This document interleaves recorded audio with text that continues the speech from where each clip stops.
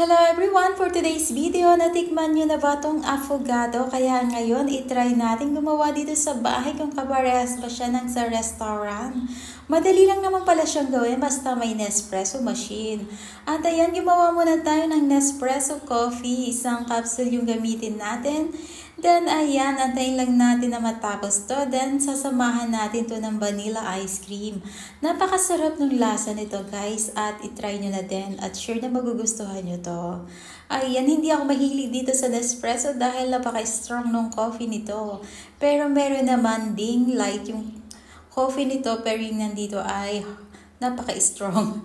At ayan, samahan natin to ng vanilla ice cream. Kumuha tayo ng 2 scoop, then ilagay natin sa baso. At mamaya, imimix naman natin yung ating Nespresso coffee. Ayan guys, napakasarap ng lasa nito, kaya itatry nyo na din to. At sure na magugustuhan nyo at paulit-ulit nyo na siyang titikman. Ayan na nga guys.